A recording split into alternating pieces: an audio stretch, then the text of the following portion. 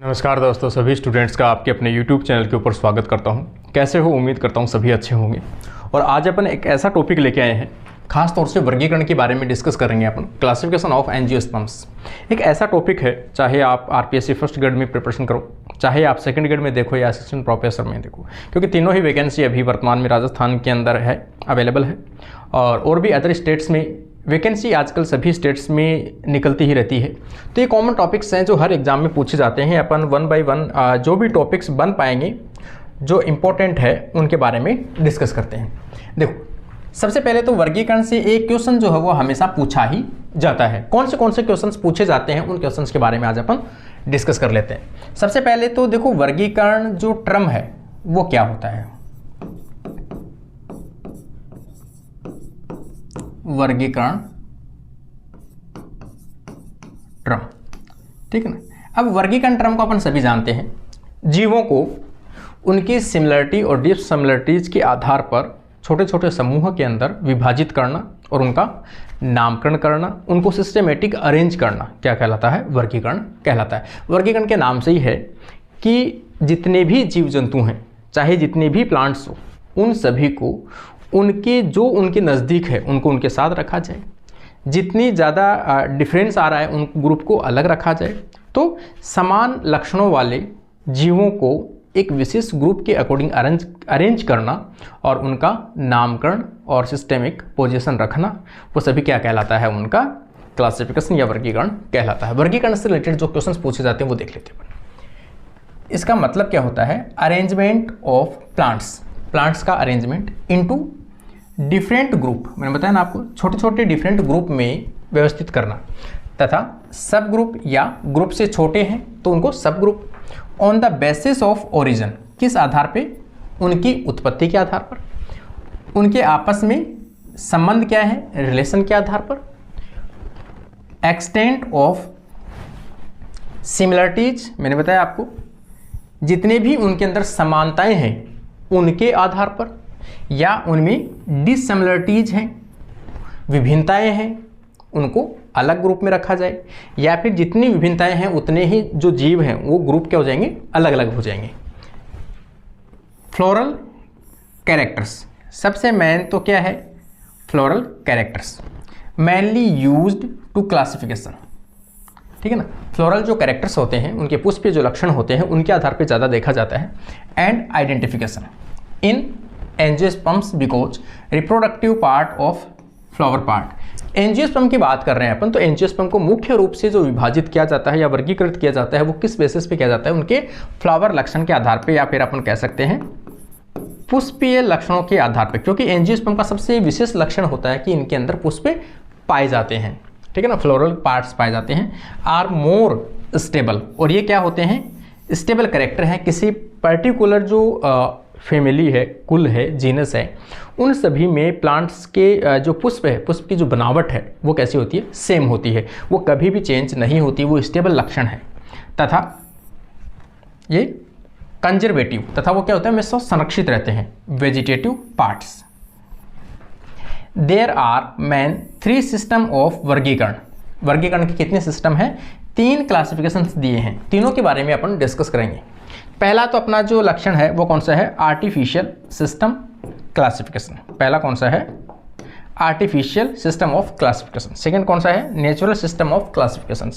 तीसरा कौन सा है? Phylogenetic system of classification. हमेशा तीनों में से क्वेश्चंस बनता ही बनता है। आज अपन डिस्कस करने वाले हैं आर्टिफिशियल सिस्टम ऑफ क्लासिफिकेशन, जिनमें से कई क्वेश्चंस ऐसे आए हुए हैं जो अपन अभी डिस्कस करने वाले हैं। देखो, सबसे पहले पहला जो पार्ट है आर्टिफिशियल सिस्टम ऑफ वर्गीकरण, यह है पहला, कृत्रिम पद्धति।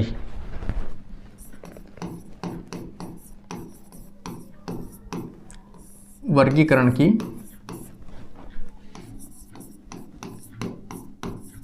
कृत्रिम पद्धति, ठीक है ना। ये पद्धति किसके नाम से जानी जाती है? ये पद्धति जानी जाती है लीनियस के नाम से। किसके नाम से जानी जाती है? कृत्रिम पद्धति लीनियस के नाम से जानी जाती है, जिसे अपन क्या कहते हैं? कैरोलस लीनियस या कार्ल लीनियस के नाम से भी जाना जाता है। एक चीज़ आप याद रखना, इसमें से क्वेश्चन जब भी पूछा जाता है कि लिनियस ने किस आधार पर पादपों का वर्गीकरण किया था। लिनियस कौन से वर्गीकरण से संबंधित है? तो लिनियस जो है वो किससे संबंधित है भाई? आर्टिफिशियल सिस्टम ऑफ क्लासिफिकेशन से संबंधित है। इन्होंने किस आधार पर वर्गीकरण किया था? तो जो पादप है, पादपों में जो पुष्पीय पार्ट है, पुष्पीय पार्टों में खास तौर से रिप्रोडक्टिव पार्टों के आधार पर इन्होंने क्या किया था? वर्गीकरण किया था। और इसमें से भी अगर विशेष रूप से देखे जाए तो जो मेल पार्ट है, मेल पार्ट में जो स्टेमन होता है, मेल पार्ट जिसे अपन एंड्रोस्टियम कहते हैं, एंड्रोस्टियम की एक यूनिट होती है उसे अपन स्टेमन कहते हैं। स्टेमन की नंबर, उसकी साइज, उसकी बनावट, उनके आधार पे इन्होंने क्या किया था? वर्गीकरण किया था। इसका मतलब सेक्सुअलिटी, इनकी जो बुक थी जिसमें इन्होंने पहला पेपर जो पब्लिश किया था वो किया था सेक्सुअलिटी इन प्लांट्स, प्लांट्स में सेक्सुअलिटी, ठीक है ना, पादपों में जो लैंगिक जननता है वो कैसी होती है, उन्हीं को आधार रखते हुए पूरा वर्गीकरण है वो डिस्कस किया था। अब पहले तो अपन ये देखेंगे कि जो कृत्रिम सिद्धांत जो है वर्गीकरण का वो किस पे आधारित है। सबसे पहले ये किससे डेवलप हुआ, कहाँ से आया था?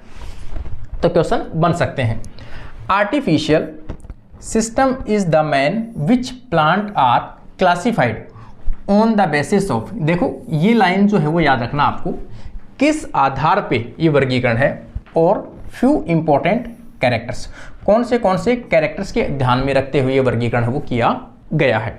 सबसे पहले देखेंगे earliest system of classification were artificial system. कभी पूछा जाए सबसे पुराना जो वर्गीकरण पद्धति है वो कौन सी है, तो यहाँ पे क्या दिया है? सबसे पुरानी जो पद्धति है वो आर्टिफिशियल पद्धति है। And these remained dominant from 300 BC to 830, कितनी? 300 BC से लेकर 1830 तक ये जो पद्धति है वो क्या रही? डोमिनेंट रही है, प्रभावी रही है। इसका मतलब सबसे ज़्यादा चलने वाली पद्धति यही है और सबसे पहली जो पद्धति है वो भी यही है। Important advocates of artificial system, मतलब कौन से ऐसे वैज्ञानिक रहे हैं जो इस सिस्टम से जुड़े हुए हैं। अब अपन देखते हैं, सबसे पहला जो टर्म है वो कौन सा है? थियोफ्रस्टस। पहला जो साइंटिस्ट है जिन्होंने आर्टिफिशियल सिस्टम क्लासिफिकेशन को प्रारंभ किया था, ये मान सकते हैं अपन। तो किसने किया था? थियोफ्रस्टस को अपन सभी जानते हैं, बॉटनी के पितामह के नाम से जाने जाते हैं, जनक के रूप में भी जाना जाता है। Was a Greek naturalist and he is known as, किसके रूप में जाना जाता है? Father of botany. इन्हें बॉटनी के जनक के रूप में भी जाना जाता है। ही वॉज इनिशिएटर, ये प्रारंभिक था भाई। इन्होंने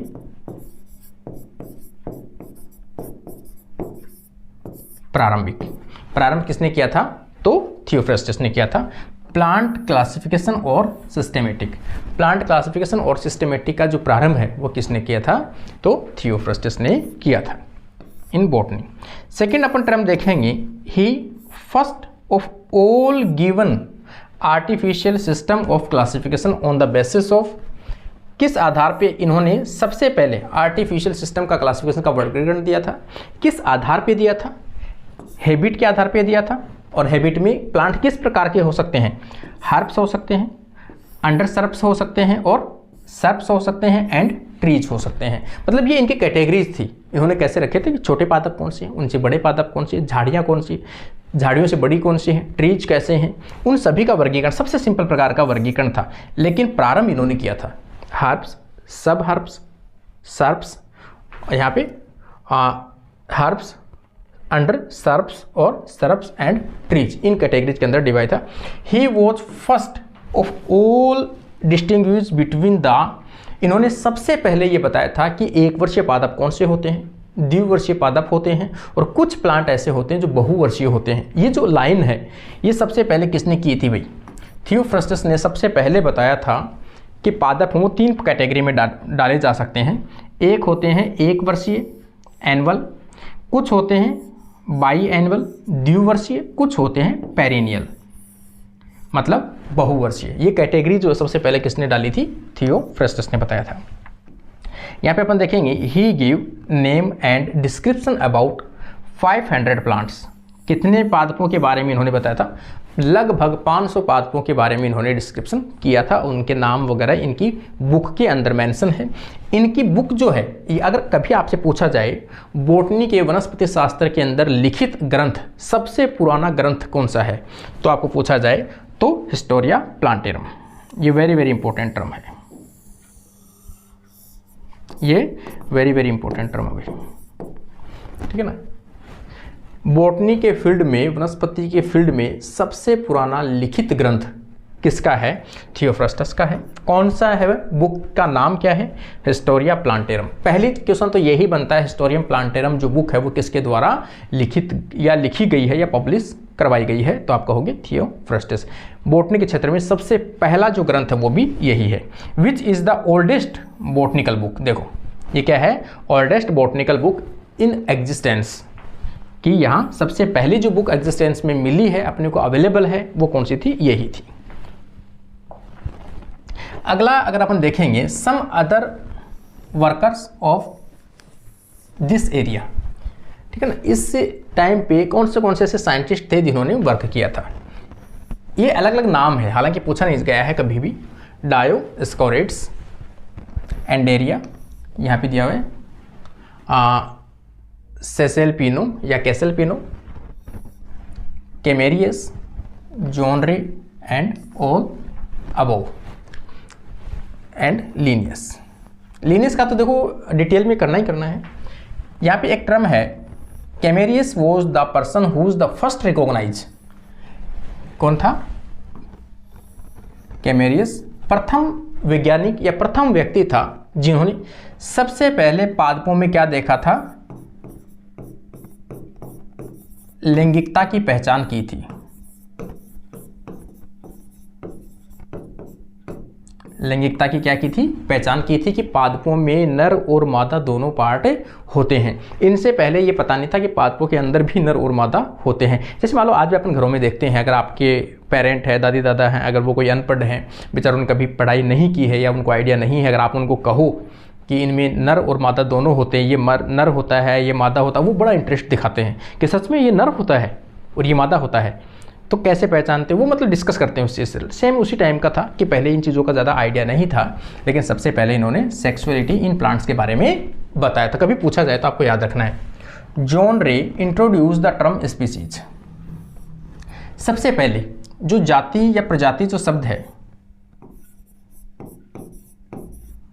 प्रजाति जो शब्द है, स्पीसीज का जो टर्म है वो किसने लिया था? जॉन रे ने लिया था। ये क्वेश्चन भी कई बार रिपीट हो चुका है। इसमें जो भी टर्म्स हैं वो सब इंपॉर्टेंट है भाई। आपके जॉन रे ने स्पीसीज का टर्म पहली बार दिया गया था, ये वेरी वेरी इंपॉर्टेंट है।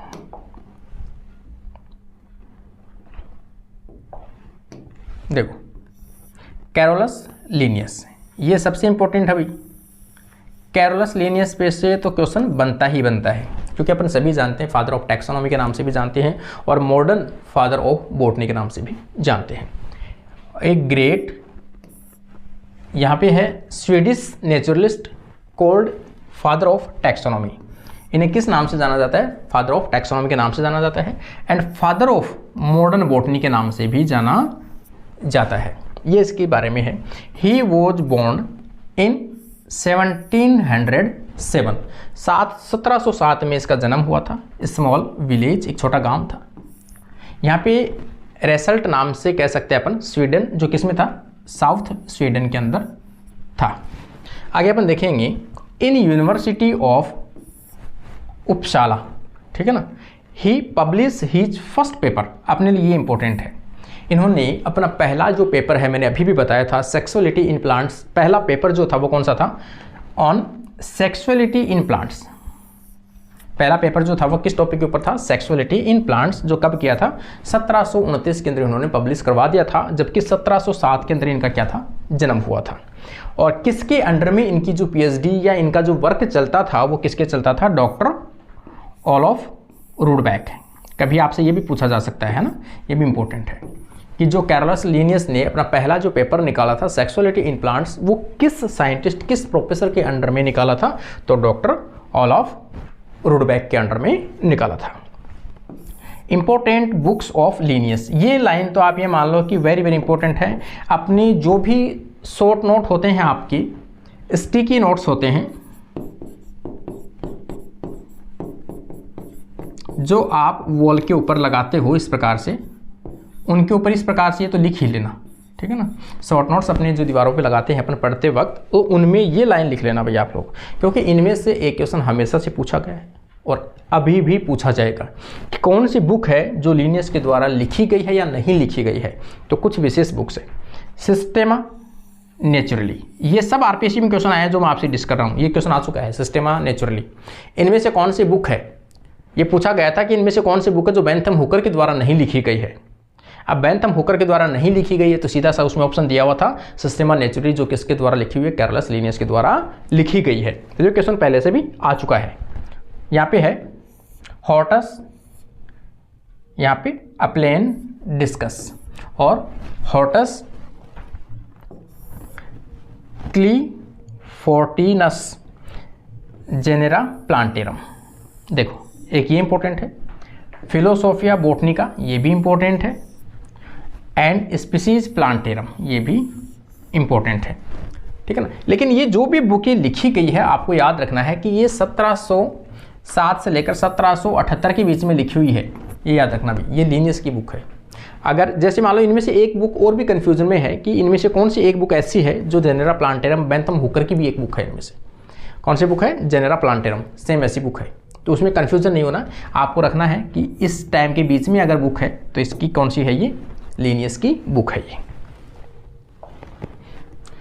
अगला अगर आप देखोगे यहाँ पे स्पीसीज इन स्पीसीज प्लांटेरम, देखो ये बुक सबसे इंपॉर्टेंट है इसकी, जिन्होंने वर्गीकरण, कई बार पूछा जा सकता है कि जो कैरलस लीनियस है जिन्होंने अपना वर्गीकरण दिया था, आर्टिफिशियल सिस्टम ऑफ क्लासिफिकेशन जो दिया था वो कौन सी बुक के अंदर दिया था, कौन सी बुक थी जिनके अंदर इन्होंने अपना पूरा वर्गीकरण का डिस्क्रिप्शन किया था, ठीक है ना। तो वो सभी पूछी जा सकती है, तो आपको याद रखना species plantarum is the best book of the Carlos Linnaeus.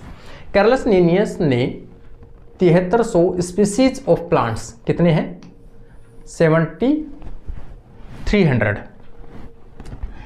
Species plants are classified, इन्होंने 7300 स्पीसीज पादपों का वर्गीकरण किया था। Description described on the basis of sexual characters, मैंने बताया ना कैरलस लीनियस का ये क्वेश्चन तो हमेशा आता ही आता है कि कैरलस लीनियस ने किस आधार पर वर्गीकरण किया था पादपों का, तो किस आधार पर किया था, सेक्सुअल कैरेक्टर के आधार पर किया था। मैंने बताया था स्टेमन की संख्या, स्टेमन की आकृति के आधार पर मेन मुख्य है इसका, तो ऊपर से पूछा जाए तो सेक्सुअल कैरेक्टर और कैरेक्टर ऑफ स्टेमन, देखो ये आ गया, किसके आधार पे दिया था, मुख्य रूप से स्टेमन के आधार पे, स्टेमन की संख्या, नंबर, साइज एंड फॉर्म, मतलब किस उसकी आकृति क्या है, फॉर्म, एंड यूनियन ऑफ स्टेमन, उनका ग्रुप बना के क्या है उनकी, है ना, वो ग्रुप बना लेते हैं, कई में सिंगल रहते हैं, वो अलग अलग है, तो union of stamens. Sometime this classification of the Linnaeus is called sexual system of classification, इसे किस नाम से जाना जाता है भाई, कभी कभी इस क्लासिफिकेशन को, इस वर्गीकरण को सेक्सुअल सिस्टम ऑफ क्लासिफिकेशन के नाम से भी जाना जाता है। क्यों, क्योंकि ये जो वर्गीकरण है वो सेक्सुअलिटी के आधार पे ही दिया गया है पादपों की, ये याद रखना भैया आपको, क्योंकि ये सेक्सुअलिटी के आधार पे भी और लीनियस सिस्टम ऑफ क्लासिफिकेशन नाम से भी दिया जा सकता है। In this classification plant known as the are divided into 24 classes, ये क्वेश्चन आरपीएससी में पहले भी आ चुका भाई, वेरी वेरी इंपॉर्टेंट है कि कैरलस लीनियस ने जो कृत्रिम वर्गीकरण अपना जो दिया था उसमें कितने क्लासेस जो दी थी उसने, तो 24 क्लासेस या ग्रुप में उन्होंने प्लांट्स को डिवाइड किया था, ये याद रखना भाई, ये क्वेश्चन आ चुका है पहले, कितने क्लास में डिवाइड किया था, वेरी वेरी इंपॉर्टेंट है, 24 क्लास में कैरलस लीनियस ने डिवाइड किया था। डीमेरिट, इसकी कमियां क्या थी, देखो कमियों में सबसे बड़ी बात तो ये थी कि इन्होंने केवल एक कैरेक्टर के आधार पे पूरा प्लांटों का वर्गीकरण करना चाहा, जो इसकी कमी रही, क्योंकि इन्होंने कहा कि मैं स्टेमन के आधार पे पूरे प्लांटों का वर्गीकरण करना चाहता हूं, जो कि पॉसिबल नहीं है, ये इसकी सबसे बड़ी डीमेरिट थी। दूसरी इनकी डीमेरिट थी कि अपन क्या चाहते हैं, प्लांटों का जब भी वर्गीकरण करना चाहते हैं तो अपन चाहते हैं कि कौन से प्लांटों के अंदर बीच में ज़्यादा सिमिलरिटीज़ हैं, उन सभी को अपन क्या करते हैं, मुख्य रोल रखते हैं कि सिमिलरिटीज़ के आधार पे प्लांटों का वर्गीकरण किया जाना चाहिए। लेकिन इनका जो वर्गीकरण था वो सिमिलरिटीज़ के बजाय किसके ऊपर था? डिसिमिलरिटीज़ के आधार पर, समानताओं के बजाय विभिन्नताओं के आधार पर इनका वर्गीकरण था, इसलिए इसकी थोड़ी सी कमियां सामने आती है। तो यहाँ पे अपन देखते हैं सबसे पहले तो डीमेरिट के रूप में, main demerit of this classification is that two plants which are similar in many characters are separated only. इन्होंने क्या किया, कोई दो प्लांट है जो कैसे हैं, सभी गुणों के अंदर समान है, लेकिन एक गुण के आधार पर इन्होंने अलग कर दिया। देखो इन्होंने दिया है two plants which are similar, कैसे हैं दोनों प्लांट? सेम है। इन मैनी कैरेक्टर्स, बहुत से लक्षणों में दोनों प्लांट कैसे हैं भाई? समान है। But they separated merely on the basis of a single character. इन्होंने क्या किया, एक लक्षण के आधार पर उनको, सिंगल कैरेक्टर के आधार पर उनको डिवाइड कर दिया, जो मैंने बताया आपको स्टेमन के आधार पे। और on this classification based on dissimilarities, ये किसके आधार पे था भाई? डिसिमिलरिटीज। होना किस पे चाहिए? सिमिलरिटीज के आधार पे वर्गीकरण किया जाता, ना कि डिसिमिलरिटीज के आधार पे। इन्होंने डिसिमिलरिटीज को मुख्य रखा रदर देन सिमिलरिटीज, सिमिलरिटीज से बजाय इन्होंने डिसिमिलरिटीज को ज़्यादा रखने की कोशिश की थी। इस प्रकार से एक ये वर्गीकरण था, इसमें 3 क्लासिफिकेशन है। पहला जो आपका आज अपने किया है आर्टिफिशियल, सेकेंड आ जाएगा नेचुरल, और थर्ड आ जाएगा फाइलोजेनेटिक सिस्टम ऑफ क्लासिफिकेशंस। तो आप लोगों का पहला जो वर्गीकरण है वो कैसा लगा, आप अपना रेस्पॉन्स ज़रूर दे के जाइए, और आप लोग रेगुलर जुड़े रहिए। जो भी इंपॉर्टेंट टॉपिक बन पाएंगे वो अपन डिस्कस करते रहेंगे। और यूजी लेवल की बुक है, जयपुर से लग चुकी है, ट्रांसपोर्ट के अंदर है, शायद परसों से अपन स्टार्ट कर पाएंगे, ठीक है ना। 2 दिन और वेट करना आपको, 2 दिन के बाद में आपको यूजी की बुक है वो स्टार्ट हो जाएगी। तो सभी अच्छे से प्रिपरेशन करेंगे, उम्मीद करता हूँ आपको शायद हेल्पफुल हो सके। मैंने पूरी कोशिश की है, फिर भी आप लोगों का सहयोग रहेगा। छोटी मोटी कोई मिस्टेक्स, देखो हाथ से लिखी है मैंने, काफ़ी बड़ा काम था, 400 पेज की बुक है, तो छोटी मोटी मिस्टेक, मात्रा की मिस्टेक, टर्म्स में छोटे मोटे संभावना पॉसिबल हो सकती है, क्योंकि अपन इतने बड़े अभी वो नहीं है, आप लोगों में से ही हूँ। आप लोगों के सहयोग के लिए अपन कोशिश कर रहे हैं। तो ये छोटी सी निवेदन है आप लोगों से, कोई भी कमी पूर्ति होती है आप पूछ सकते हो, छोटा मोटा करेक्शन आप कर सकते हो, फिर भी होता तो आप बताने का आपका फ़र्ज़ है, मुझे बता सकते हो, अगली बार उसका इम्प्रूवमेंट किया जाएगा। तो आज के लिए अपनी क्लास यहीं कंप्लीट होती है। रेस्पॉन्स देके जाइए कैसा लगा आज का वीडियो। Thank you guys.